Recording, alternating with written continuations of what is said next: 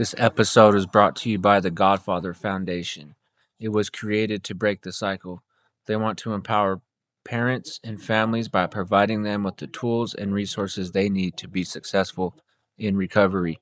They offer case management, peer support, educational classes such as budgeting, credit repair, parenting, job referral, application assistance, cooking, and fentanyl awareness. They are very excited to start this new I Am Not Okay meetings in January. They will be holding these meetings every day. It is okay not to be okay, and you are not alone. These meetings are for everyone in the community that would like some extra support in their lives. They encourage participation from other groups. This is not a class meant to replace weekly groups, therapy, or any medical advice. They're here to provide extra support on those bad days. We are here to remind you it's all going to be all right.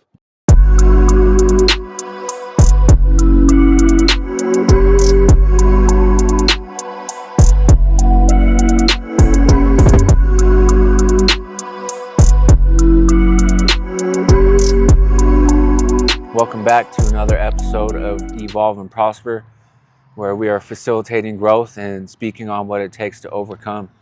I am Dan the Man, and today we have Tana here with us. How are you doing today? I'm doing well. How are you? I'm doing great. Good. Thank you for carving some time and coming on here. Yeah, I'm excited. So you've struggled with addiction and mental health, correct? Yes.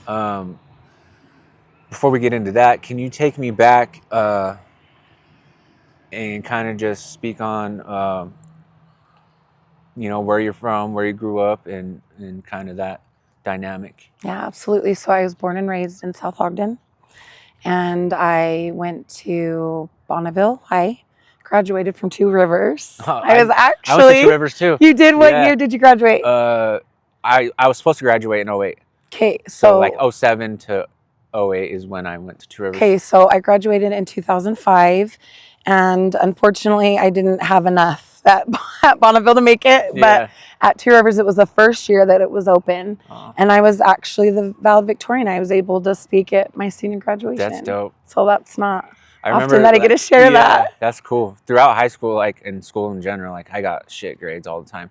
Went to Two Rivers, I damn near got a 4.0. Yeah. It was cool. It was hard. I struggled as well. That dynamic there helped me a lot. And there was a couple different teachers that just seemed a little bit more patient, and like, you know how you just meet a teacher and you're like, wow, they were just meant to do that. Yeah. I feel like that was a huge part for me, along with the principal. I remember her telling me, hey, we've got an assembly. Are you going to come tonight? And I'm like, no. And she's like, you might want to. And she's like, invite somebody in your family. And I invited a couple people, and I ended up getting the biggest scholarship that they offered that night. And that's so, sweet. Yeah, I don't think I ever would have had the opportunity, like still alternative, but we're like the best alternative, yeah, right? Dude, it was fun. But like when I went there, it was me and all my homies, and then all our other homies and cousins from all the other schools, and then obviously there was women there and their kids running around during lunch break. Yep. The teachers were great there, but we just weren't in the mindset to, like, it was just a kick it party time. No, I mean, you definitely were in there with a bunch of fun people, crowd for sure, right? Yeah, like we all look forward to going to school, because we all was cool and we all hung out outside of school. So that was pretty. It was pretty cool. I was grateful that they opened it, because I mean it was the reason I was able to graduate and have the opportunity, and that was a good time for me. That's cool. Yeah. So before like you got introduced to drugs or started dealing with mental health, kind of what did life look like for you? I have a great family. I have 3 sisters, 2 older, 1 younger, and our parents were divorced when we were younger, and I think that I always struggled with mental health and depression. I just didn't know what that looked like. And then later on, as I've been able to therapy and become of age, you realize that those are signs of things that I had back then, right? Yeah. So, yeah. When did the substances come into play? So. And what were they? There's a plethora of substances. And that's a hard one too, because I think that I didn't know how to function normally. There was things going on at a young age to where I was looking for anything to kind of void and feel that to make anything feel better. Mm-hmm. The first thing was actually a pill that was given to me by a family member for when I first started my period. A really young age, around 14, if I remember. And it was also something that was offered to my sister. And for my sister, she didn't like it, didn't make her feel good. For me, I loved it, and it was awesome. And that ended up being what we now would call a Roxy. Oh, shit. At the time, the family member that gave it, of course, was using it for their own pain management. Uh-huh. And so I think in the giving of that, it was under their own impression of that it was helping. That it helps. Mm-hmm. Not no like ill intent.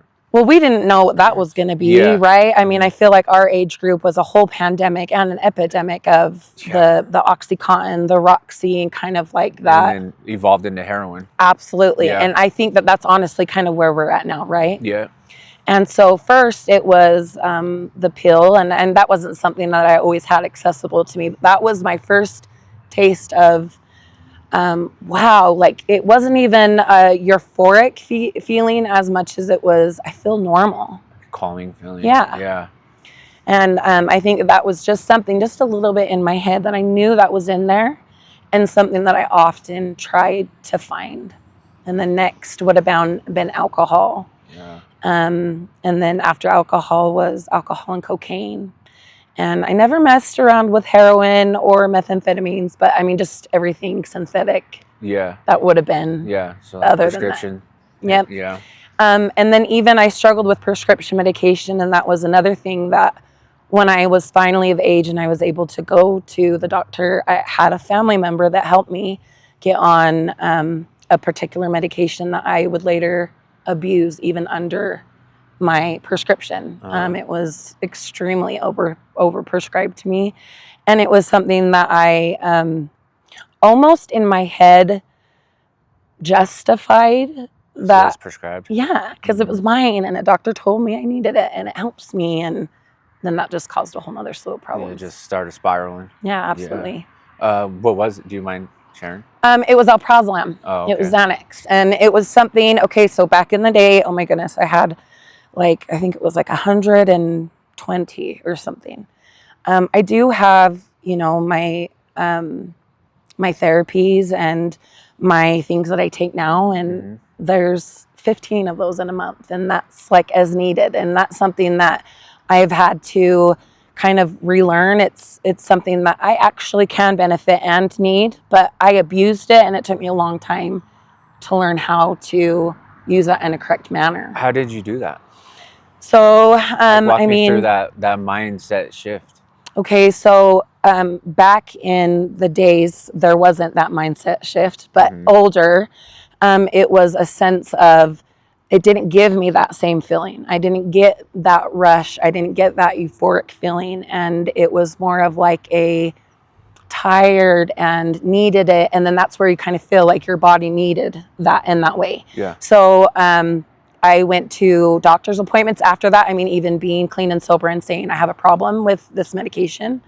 But the medications that I'm on are often in that same kind of family. Yeah. And so it took a lot of years of not having it and to therapy it, and then a doctor working with me that I feel comfortable with, that trusts me, and we kind of work my program. Yeah, that's cool. Yeah. That's cool you're able to find a way and use and that's it. Not for everybody, no, right? Most definitely not. But that's what this kind of is about. Is the show is showing different perspectives and just showing what works for each person. Right. Was there ever a point where you realized, like when you were using them heavy, that you lost control? And if so, well, what happened? Unfortunately for me, the only thing that I have been able to explain it as is that I just didn't have the skills that I needed. And so for a while, you would think that I would have gotten it together, but it took me a long time to kind of hit that rock bottom. So for me, a big thing was going to prison. And I came out of that experience as I was a single mom, and what I went into prison for was something I was battling with when I had him. But unfortunately, I needed to go and serve the time after I had him. Mm-hmm. And the father has not been involved. And so that was a very hard time for me, because having everything that I thought that my life was supposed to be, being a mom, right? It looked different for me. I didn't have a husband. I didn't have his father. And at the time, I didn't trust my family and their support. And so I came out of that like, I have no other choice but to get my crap together, because who else is going to raise my child? Mm-hmm. And then I was ready in so many aspects, but then I come into a chapter of my life where I don't know how to be a parent. I don't know how to make that work. And so the dynamic that I had with that was just keeping on. I feel like I'm being so wordy right now. I'm so sorry. No, you're good. The dynamic that I had was I just did the best I could, but now it would have been neglect and things of that sort of nature. But I didn't learn my lesson until I was able to come into myself later in life and sit with all the uncomfortable things that I needed to change. And as soon as I stopped hiding behind it, I was totally able to make a huge transformation. Took the mask off. It took the whole mask off. Yeah. But it took me a lot of those types of things, because, like, for instance, I was still in legal trouble because I would get pulled over without paying my insurance. But I just didn't have the money to pay my insurance because I was paying it towards other things. Mm-hmm. I wasn't paying and using it towards drugs at this time. But in my head, I'm justifying, I'm a single mom. I can't afford to pay that. Now that I have been, so I would say within the last 4 years have been amazing for me, because I've been in a healthy relationship that helps has a lot. Looked really unhealthy at first, though. Oh, okay. Because you have to unlearn all those things and dynamics that you either didn't know or that you need to know, right? Right. And so it's taken even steps back where I feel like I've made a lot of progress. The difference is I don't have it all together. It doesn't look like I have it all together, but I approach it and I deal with it, and I sit in that and I therapy through it, and I talk about it with the people who I have in my corner, in my circle, who understand that dynamic. Yeah. And I think that that's kind of where my change was. Okay. What'd you go to prison for? Well, that's fun. A slew of things. I went for shoplifting. Don't shoplift from Walmart. Yeah. They get you every time. But I mean, not to explain it away, but it was, and sometimes I would even have the money in my purse. I was on my medication, and it was almost like I was just kind of cruising along, and what I did didn't have impact.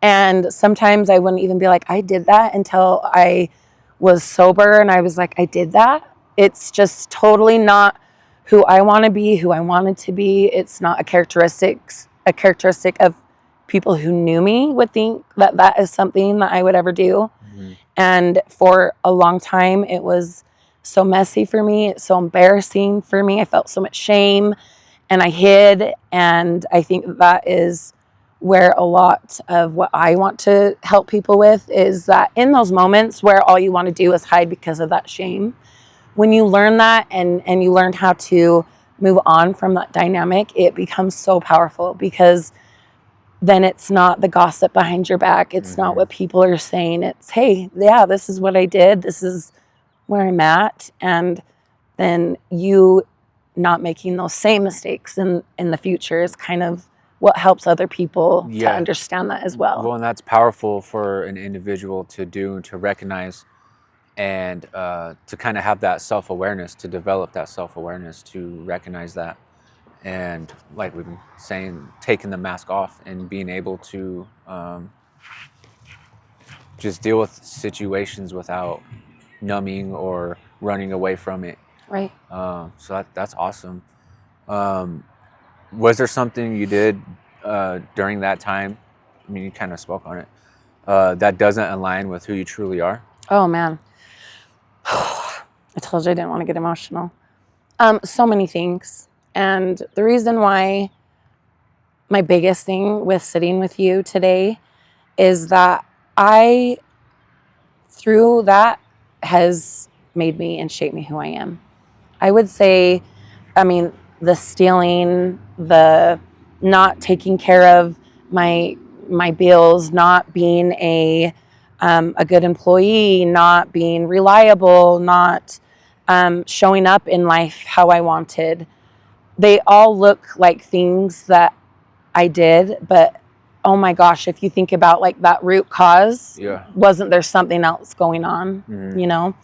But yes, I have so much to regret, so many things with family, relationships in my family that were affected, that had been hurt, and relationships that are still hard with the dynamic today because from what one person would know of me or knew from me in that time, and that's not who I am anymore, you know? Yeah.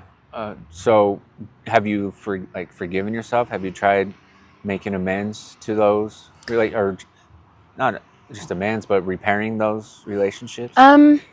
For me, I try and how I try and move on with that is how I parent my child. I have 6 boys. 3 are ones that I gained from my husband, and 2 I brought into our marriage, and 1 we had together.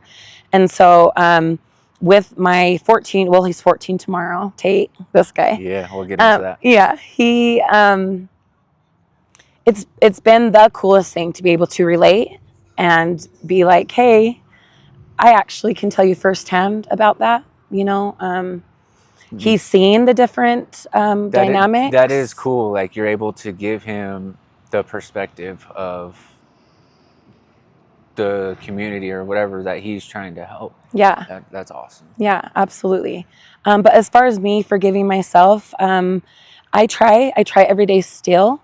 And I think that me just trying to do things that align with what I'm trying to make my life of now. And for relationships in the past that I've wanted to fix, I feel like the dynamic is, you know, I always want to work on that, and it's something that I deal with every day. I don't think I've forgiven myself. Yeah. But I think that I'm trying really hard to. By the actions you go through now, like in life. I hope so. Yeah, I can relate to that, you know. I went through a pretty rough relapse 4 years ago, dragged my kids through it, and that's something that I feel like I haven't fully forgiven myself yet either. But at the same time, I don't let it drag me down. It kind of is just a constant reminder of like what can happen. Yeah. You know, so I feel like sometimes there's good things to hold on to remind us about how far we have come. Yeah. But also like how bad it can get. Oh yeah, absolutely. Yeah. For sure. It's been a huge blessing for me because I look at my son and the issues he's having. He is not doing what we were doing at our age, you know, and you're like, and you just see that and you see that dynamic and you're like, I've made a lot of mistakes, but there's just things that you can't deny when you're watching it firsthand, especially when those are your babies. I gave myself a hard time for a long time because I was a single mom and I did it on my own. I have, like I said, I have my husband now. We've only been together for a few years. And with all of that work that I had done, it just smacked me right in the face because when you have that safe and that vulnerability to be able to kind of let that guard down, you have things that start healing over. You have things that you have not dealt with sober. You have that, if you've ever dealt with trust issues, you have to regain that trust and that person hasn't done anything wrong. Right. You know what I mean? So, I mean, when I say that I mean, where I'm at right now, it's still a work in progress, right? Yeah, and it always will be. Yeah, You know, absolutely. like we'll get past the issues that once brought us down, but then like life keeps going. Yeah, You know. it does, doesn't it? Yeah, but it's cool to be able to like just recognize it and deal with it how us as individuals choose to deal with it outside of like a self-destructive way. Yeah. Um, now, what did this take from you, like physically, mentally, or emotionally, going through what you've been through? Everything. I have, so with my mental health and not addressing things and kind of just not getting taken care of at a young age, um, put me in a really bad, place. I have some pretty strong mental health things that I have to stay on top of. I also have some autoimmune things that are from trauma. I have CPTSD and things like that. And so when you don't deal with things, it literally takes a toll on your body. Yeah. And I mean, 20 years ago, I didn't think that it was going to go this fast. And now I would be in this body where I need it to get me through the rest of everything, right? Mm-hmm. My oldest is 14, and I'm just like getting ready to, the nephew I helped raise just had a baby, and I'm seeing like this new season of life. And so, yeah, I'm in the recovery process of a lot of that as well. And so if anybody is going through addiction or trauma healing, I would recommend definitely doing a lot of that therapy on the inside as well. Yeah. Was there a moment where everything hit you at once? Like, going back to probably like before you went to prison or things that sent you to prison, was there a moment that everything hit you at once and you're like, wow, like this is my life right now? So I think that hit me maybe not too long ago. Okay. Back then, so I actually had a great story. So with prison coming out, I accomplished everything I needed to. I was off of paper 1 year after I got out. Wow, congratulations. Thank you. Because that's rare. Thank you like so you're much. probably the third person that I've known that has done that. Thank you so much. Yeah. It meant a lot to me. Oh, it should. So with that, I needed a good job, right? And so I got a job working in retail, and it was a high-end retail. And my manager and my district manager both knew of my situation. When I went to get a promotion, the company sort of fired me because in this promotion, it did like a background check. Uh-huh. They fought for me. And I had AP&P behind me. And Sick. AP&P, when I went in to get help, she was like, "Did you make more money than I do?" And I was like, ah. And so she called me in, and I went in my everyday clothing, and I got to teach the work classes that we had to do. I've had some really good cool. opportunities, Yeah, and that's way people would cool. come in and be like, oh, and they'd see me and I look, a certain way. But in all actuality, I was us just recently. And it was just to prove that even with that charge and even with what I had done and what had happened, it's however hard you want to work for it, right? Like you are totally capable of getting what you deserve even after all of these things that have happened. You have the right to change who you want to be. Mm-hmm. And back then I did a really good job, but like I said, I wasn't ready for all of it. I was ready to get a job and be a good mom, but then I just didn't have everything else that I needed. It wasn't until later in life where I could take that mask off to where I could see that it wasn't the end of the world to have that happen, but I had to work hard for that. It's not the end of the world to lose a job, but to get something else that's going to be good, I had to prove myself a little bit more than others, right? Right. But through that and through that networking with AP&P, it was able to kind of show others that you're not just what you've done. Yeah. And you can change that. And so I thought that was kind of cool too. No, that is cool because especially like when you get in trouble for the first time or go to prison, go to jail, whatever, like you just feel like, man, I got these felonies now. Like I can't rent a place, can't get a job. Yeah. I'm not going to be able to turn it around. Yeah. And they don't really teach you how to do that, you know, these classes that, APP puts you on or whatever. But it's important because we're able to self-destruct and make those bad decisions and get progressively worse, Yep. and without even realizing it. So it's easy to get stuck in that mindset. But I feel like once we all reach that point of like, I was able to do all that, imagine what I can do when I'm actually, trying to Yes. change. Like, it's all in us. Yep. It's just a matter of truly wanting it Right. and putting in that effort. Yeah. So that's awesome. That's Thanks. so cool. What's something people on the outside would never understand about going through all that? Oh man. I'm gonna say when I think that you and I will understand, but just how much shame you already feel, how you already know what you're doing, you already know what you're doing wrong, and I think that people don't realize that the people who are that way are the people that are struggling the most, the people who have the drug addictions, the people who are struggling to communicate, to have good relationships, to keep relationships, any kind. Yep. I feel like that always, when you get down to it, there is always something else that happened or that needs to be worked through, or trauma there. And I think that it's just really important to know on a daily basis that even the butthead who was rude to you in line or honked at you when you were driving your car is literally just going through something that they don't know how to deal with, cope with. Yep. And it could be the smallest thing or the biggest thing. But I think for me, it's truly made me learn that you don't know what people are going through. You don't know what impact your words are going to have on somebody. You don't know what impact your relationship could have on somebody just by being there in those hard moments. Yeah.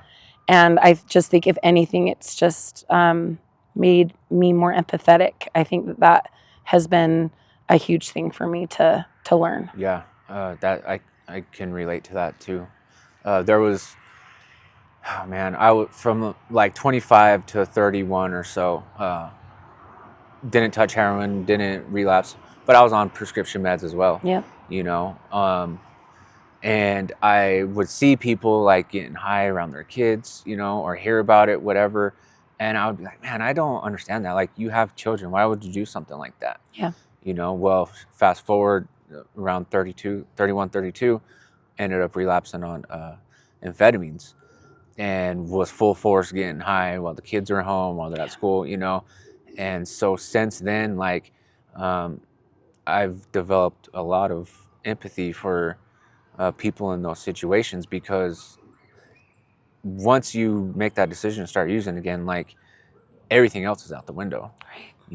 And so being able to be empathetic for people going through whatever they're going through, not even just getting high, dealing with mental health, dealing with just being homeless, jobless, whatever it may be, and you kind of hit it on the head. Like, you never know what people are going through or what got them to that situation, right.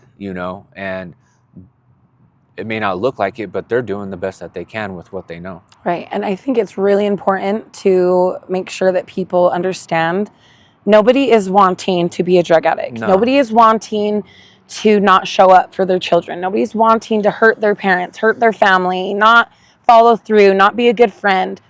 If somebody is an addict, they have something they need to address, they need to work through.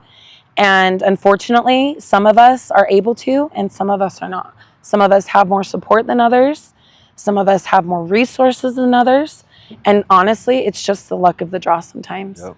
And I think that if everybody could just have a little bit more compassion that way, and they could see that, that person is not just a drug addict. That person had something devastating happen in their life. Somebody had a parent pass away and they couldn't recover from that. Like, it's devastating. Yeah. But all we're thinking about and all we see is this one side. Yeah. I think that you have done a great job through these interviews, kind of pulling a group of people together that have like things. And I think that people are being able to listen and just feel that other people are truly like get it and going through these kinds of things. They're not alone. And addiction doesn't have a face, because that's not how it started. It started by something else. Yeah. You know? Yeah. And, you know, something I've learned though too is being able to, because a lot of people don't want to change, you know, and a lot of people take advantage of people that have, you know, empathy and love and compassion.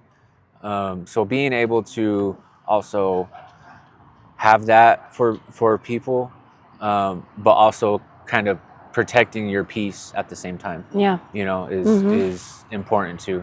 Absolutely. Yeah, man, that's great shit. Yeah, it is. Let's see. Sorry, these are new. What keeps you going back on the days when it feels hard? So for me, I think I'm just in a really great season and time in my life where I am able to, well, for the first time, I was able to stay home and raise my, well, he's 2 now. So I have a 2-year-old, a 5-year-old, and a soon to be 14-year-old. And I'm a mom and a community leader and somebody who cares a lot about others. And so I think that when I'm down on myself, I remind myself where I'm at. I remind myself of my little family who is thriving. Yeah. And I remind myself of the effort and care that I put in every day, and that kind of gets me to the next thing, you know. Brings you peace, huh? Yeah, because when you're truly doing what you care about or something that you appreciate, you naturally have kind of just an easygoing feeling that comes with it. It's also like when you're dealing with the law and you're not doing what you're supposed to, things kind of follow with that. Yeah. I think it's, I don't know if it's law of attraction, whatever you want to call so. it, but it's kind of just when you're doing things naturally that are good and helping others, I think that just comes back to you. Yeah, like when you're making dumb choices, you get some good things, dumb things coming back. But Yeah. it's true on the other side. Like you keep doing the right thing, the next right thing will happen. What was the moment or series of moments where things started to shift for you? So honestly, like I said, I've had big shifts, and big shifts like through my motherhood and through becoming the person I want to be. But I think that the biggest shift has come within the last year. I've been able to do a lot of therapy. I have a wonderful, safe husband that's helped me to work through a lot of that and continues to show up and work with me through those things. And being able to have something like Tate Stand also is something that has helped me to kind of shift out of my anxiety and Like a purpose, and feel a purpose. Yeah. And I think that that's a dynamic that I've never felt before. Yeah, that's awesome. Thank you. That is awesome. Let's speak on that. What is Tate Stand? Okay, this will make me really happy. So Tate Stand is an initiative that my 13-year-old son started. We are located in Brigham City. It started when the government shutdown happened, and we had numerous neighbors that were going to be hurt and hit. And my son decided to set up a stand. We borrowed the table from a neighbor across the street. We had another gentleman from around the corner that came and brought us another one. I ran all over town to get donations, and we just started saying, whatever you have, bring it to us. And then on the other side of things, whatever you need, contact us. And so now we've been able to build a little bit of a hub, essentially. And it's for basic food, hygiene, and home necessities that you would need, such as toilet paper, cleaner, Windex, Clorox wipes. And it's available for anyone who needs it? It's available for anyone who needs it. So this is kind of where we're kind of switching our dynamic. We're just in Brigham City, and it's just me and our little family that's been running it. Yeah. But we've had a lot of great turnout that has come from it. So we're trying to move it into a spot in Ogden, and kind of have that available around here as well. So it's something that we encourage if you have extra if you have extra food items that are non-expired, if you have extra hygiene items, any men, women, even feminine hygiene products, and then as well as any cleaning, tissue paper, and things of that nature. And what we do is we kind of try to stock them up. People reach out to us, say, hey, we need this. And if we have it, we share it. That's awesome. We've had a couple families that have been in need of things and we haven't had it. And so I've been able to reach out like with our little followers, and we've got a little community that has helped the people get what they've needed. That is awesome. That is so cool. Now, this is the same child that you had coming out of prison or before prison? Nope, he was my only child for 10 years. Okay. 11 years. And it was just him and I. And that sweet boy grew with me. Yeah. I think that's really awesome. And if you've ever had any doubt or resentment towards yourself about what may have happened and how you may have handled things, you know, I think you just need to look at your son and the things that he's doing and realize the job that you have done. I appreciate that so much, and kind of get me a little emotional. That's awesome. I'll take as much credit that I can, but he truly has always been special. He's always been thoughtful, but he came from you. You know, you birthed him, you've raised him, and it sounds like you guys have grown up together. So that's anybody that knows my cute family or knows Tatum.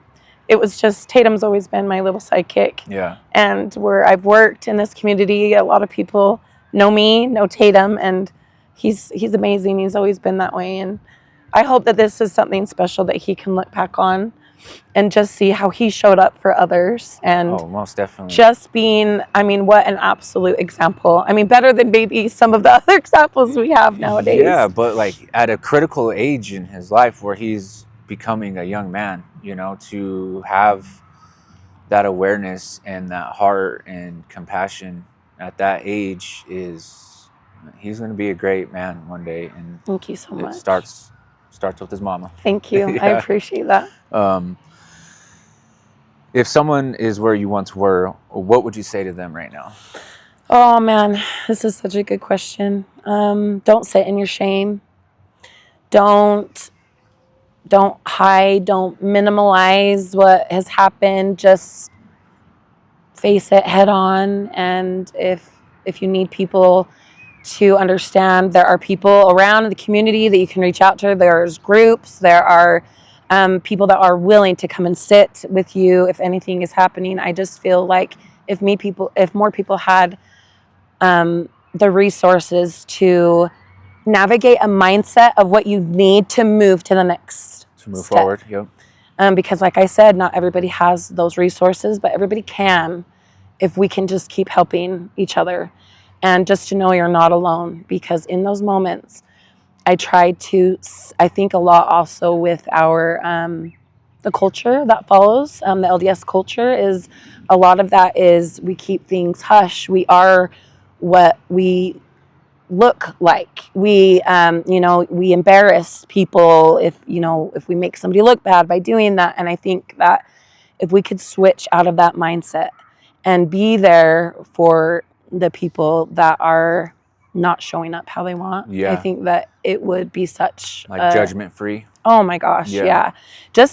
Could you imagine where you would be if somebody was able to sit with you when you were younger with the problems you were having to show you how to work through that? And what that would give you as a tool as an adult. Yeah. It's just basic tools that you would learn as a child. Yeah. And unfortunately, the only difference between being a child and adult is an age. And not everybody gets to learn those. And it's pivotal. And eventually you will. And unfortunately, some people just do it later on in life. Yeah. But I think there should be more resources to help people know how to navigate that when they've never learned it. Yeah. Well, and find what works for them. Yeah. You know what I mean? Because I don't know how to put this. Not everyone is into a group setting type of therapy or a step therapy or recovery, And I feel like recovery goes beyond just addiction. Oh, absolutely. We all were recovering from something, some type of drama, or not drama, well, drama and It's drama always as yeah, well. and trauma, or just whatever life may throw at us. Yeah. So learning how to cope with that. But yeah, I agree with you. Having more resources out there, a variety of different ways to just to overcome. You Yeah. know? But you've said something throughout this podcast, sitting like shame. It stuck out to me, and how easy it is to live in that and to dwell in that. And what is one piece of advice that you'd give to somebody that is living like that? Because it's a hard thing to do. Like it took me damn near 4 years to get out of my head and to get out of my shame. And one day, just like it was gone, And but since then, I've been kind of running with it. Yeah.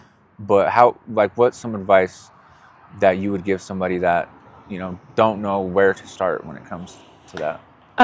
So I think for me, the shame was coming from other people. Okay. The shame is a feeling that you have deep down in yourself that is being projected by somebody else, right? And so, I mean, I did prison. That was 15 years ago almost. And so that I still struggled with things since then. I've only been able to maybe tackle shame within maybe the last 3 years. Yeah. And I feel like that was taking my power back. And what that meant to me was I'm going to tell my story. I felt like other people in my family and around me had very hard things that they were going through. And I felt like they had this privacy and protection of a quiet. And I felt like I was never given that. And so I sat with that shame, thinking that them knowing my mistakes was a bad thing.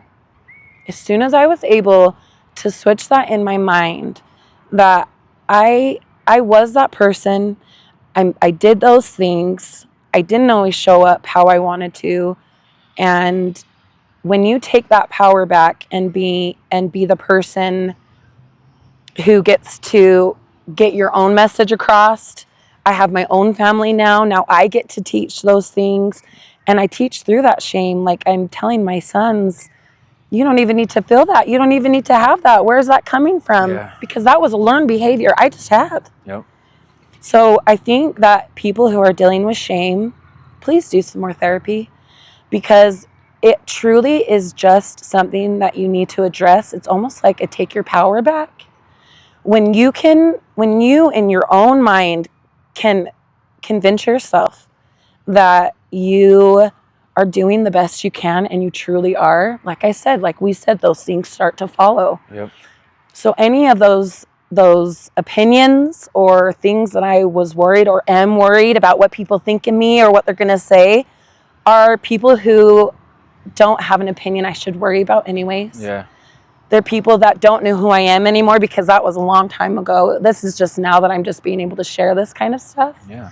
And I think that kind of shows where I'm at wanting to share it, because it's made me very proud to see my son see a need and kind of adjust accordingly.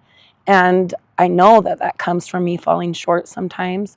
But if that is what it will take and that's where we're at, then like we're doing a good job. That's awesome. Yeah, 100%. That's so cool. Thank you so much. You said something like reminding yourself, or someone reminding themselves that I'm doing the best that I can. Yeah. I have a reminder on my phone that I've had for almost 4 years now. It comes on at 1:00, and that's what it says. I'm doing the best that I can today. Yeah. And up until recently, I would get it, I would see it every day and just, swipe it away. Now when it comes across, it's like, I am doing the best that I can.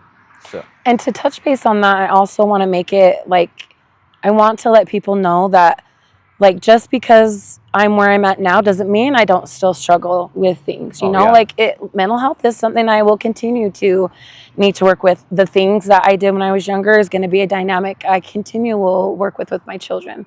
But I think that it is so important to know that the best that you're doing, it looks different for everybody. Some people it's they got up and they took a shower. Some people they didn't use that afternoon, they didn't use that day. Some people are like, hey, we're at years and further than that. But I think it was hard for me to understand because where some of my trauma came from, I had something in my mind like, well, you did the best you could do, but I don't feel like it was enough. Yeah. Sitting in that and being where I am now, that is different, and I had to learn that's different for everybody. So that wouldn't have been what I thought was the best. But if that was their best, then how can I say anything to that? Yeah. That looks different, that is different for everybody. And so I think that's another thing where it comes to just having more appreciation and care for others and meeting people where they're at is really important, because those steps might be easy to somebody, they are not to somebody else. Yeah. You know? Yeah, 100%. Man, this has been awesome. Yeah. Is there anything else you'd like to touch on? No, I just appreciate this so much. Yeah, I appreciate you coming on. You've had a great response with this, and it shows from just what you're doing, and I wish the best of luck to you with this. Thank you. Tate Stand, if you come across anybody that is in need. Do you guys have a website? Or so we do. We're working on a website, and we're also in the middle of being a nonprofit. Sweet. So we've got some big things coming this way, but we've got some merch. You can find us on Facebook. At Tate Stand. Okay. Follow us. You can reach us on there if you're needing any help, or if anybody's able to donate, let me know. I'll run all around these parts. I'll post the Facebook page in the description. I appreciate that so much. Thank you. Yeah, this turned out great. Yeah. So, I'm excited. Yeah. Thank you so much. Thank you. And thank you guys for tuning in. Make sure to go check out Tate Stand on Facebook, and make sure to like and subscribe on YouTube for Evolve and Prosper. Follow us on Facebook, Instagram, and TikTok. And if you'd like to help show some support to the show, go ahead and go to evolveandprosperapparel.com. So until next week, thank you.